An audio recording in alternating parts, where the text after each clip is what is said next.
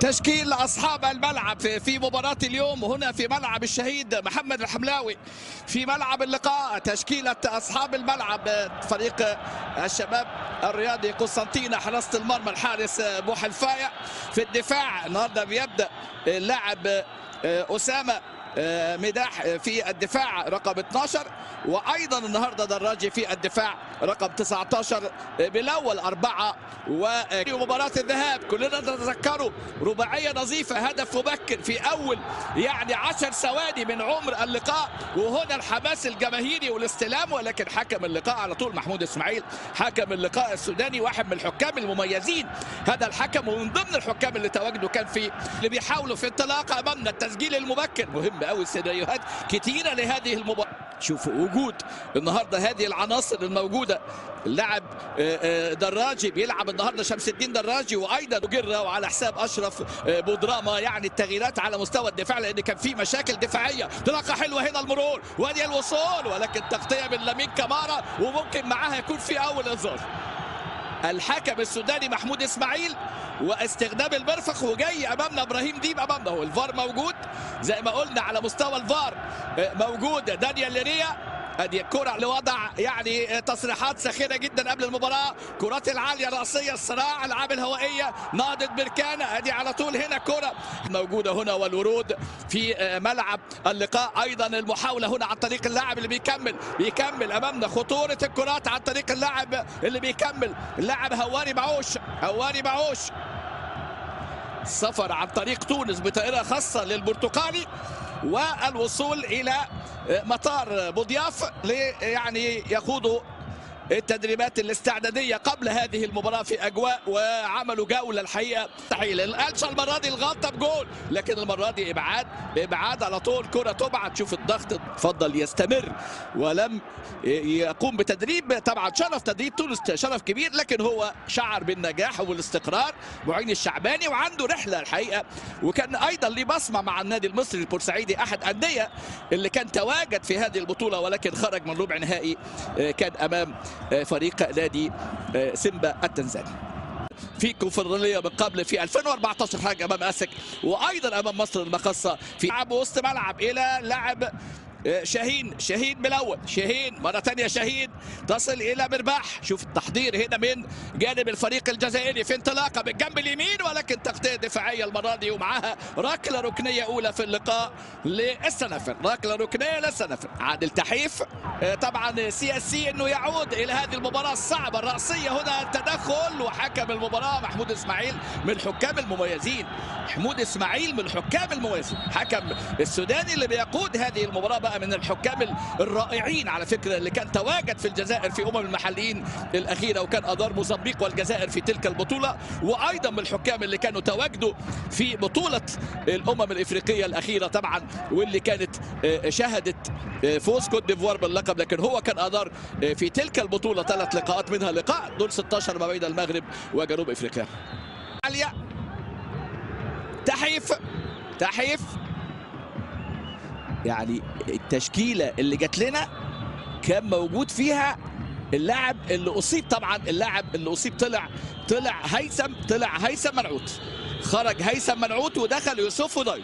عشان كده جاب عادل تحيف، جابه في الطرف اليمين، جاب عادل تحيف كظهير ايمن، وكان ظهير ايمن على فكره عادل تحيف في النسخه السابقه. اذا اصابه هيثم منعوت. شوف بدات الاستقرار، خلى الفريق كما هو، دعم باتحاد تواركا. كان هيثم منعوت ضمن التدعيمات اللي تمت للفريق، عمل تدعيمات الحقيقه في هذا. من الجانب الايسر محاوله عرضيه من جانب اللاعب اللي دايما اشوفه هواري بعوش اللي بيلعب في الجانب الشمال. استلام مره ثانيه على طول، تمريرات، ادوار مهمه قوي ياسين البحيري، ادوار مهمه. وادي الهجمه والانطلاقه، خطوره هنا من جانب اللاعب اللي بيكمل، اتعملت حلوه قوي. ادي المساوي، وفاول حكم اللقاء بيدي فاول امامنا، فاول وانذار. ادي امامنا هنا مداحي، لاعب اللي تلقى الانذار. مداحي اول انذار في المباراه، انذار لمداحي. لاعب نصر حسين داي، شبيبه الثوره، لاعبين الحقيقه المميزين اللي النهارده بياخد مكان ايمن بوجره، وكان يعني دخل في المباراه الماضيه في الشوط الثاني من المباراه. بس كعب حلو قوي قوي، الكره معموله حلوه قوي، والانطلاقه من اللاعب اللي انطلق امامنا حمزه المساوي امامنا هو اللي عدى، وانذار اول في اللقاء للاعب مداحي اللي تلقى الانذار، مع التذكير بالتبديل الاضطراري بدخول يوسف دايو لاعب البوركيني من 2016 على فكره، ومن اللاعبين الهدافين، عنده 25 هدف في الدوري وعنده 10 اهداف، كان منها هدف الفوز باللقب 20 رياضي. قصه اداء من شحات قويه جدا في شباك منير طبعا محمدي من قبل اللاعب عبد النور بالحسيني في الدقيقه الثانيه من الشوط الثاني. كره ملعوبه المره دي، ادي الراسيات، كره اخرى مره ثانيه، الصراع، محاوله التقدم، هنا التقدم ومحاوله الوصول عن طريق اللاعب مرباح، كره خطيره، عدت الكره، لسه زكريا بن شعه لسه لم يظهر، وهناك فاول، لعبه خطر، لعبه خطره امامنا. ادي زكريا بن شعه عنده 5 اهداف في مشوار البطوله، لكن منهم هدفين في الصفاقسي في مرحله المجموعات، ومنهم 3 اهداف في فريق سوا طبعا تريمان. كرات الاماميه فعلا دخل امامنا في العمق، ادي الخطا،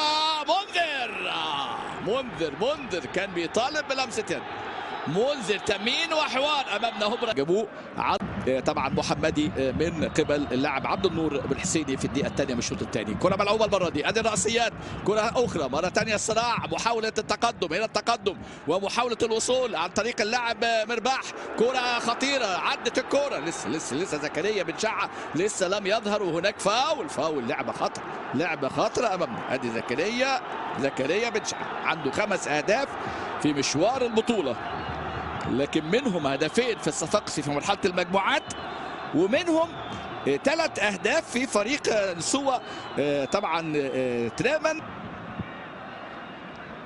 كرات الاماميه فعلا دخل امامنا في العمق، ادي الخطا، منذر كان بيطالب بلمسه يد، منذر تمين وحوار امامنا هبره جابوه لكن سأل في ايد الحارس مدير المحمدي.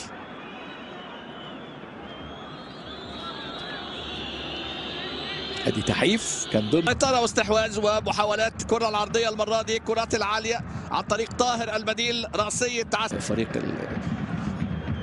الذي يقدم شوط ثاني جيد حقيقه حتى الان. السي استحواذ 68-31. ادي الكرات العاليه الراسيه الجديده استمرار لاعب الحسيني امام 68.2 في مقابل 31.8% نسبة استحواذ حتى الآن في اللقاء من جانب فريق نادي قسنطينة في هذه المباراة. تبديل قادم للبراكنة لنهضة البركان أمامنا، انطلاقة من الجانب اليمين، كرات العرضية، الخطورة، لكن مميز طبعا. الرياضة على فكرة يعني تصلح كثيرا بعض الأمور. ادي أمامنا الكرات العالية، هنا هدف قادم، ولكن المرة دي التكملة كان من منذر، والتسديدة المرة دي القوية من جانب إبراهيم ديب، ولكن لسه المحاولة، لسه الكرة والخطورة قائمة، والتدخل والسقوط. مهري الكرة اتقطعت منه بغرابة، لسه في سقوط اللاعب داخل المنطقة. طاهر أمامنا عامل نشاط في هذه الجبهة، طاهر اللي دخل كراس حربة اللاعب الحسيني طبعا، وادي فرصة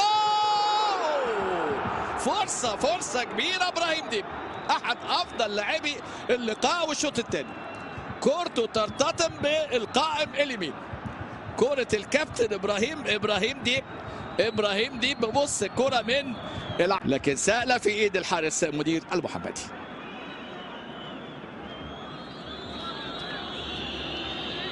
ادي تحيف كان ضمن سيطره واستحواذ ومحاولات. كره العرضيه المره دي، الكرات العاليه عن طريق طاهر البديل، راسيه الفريق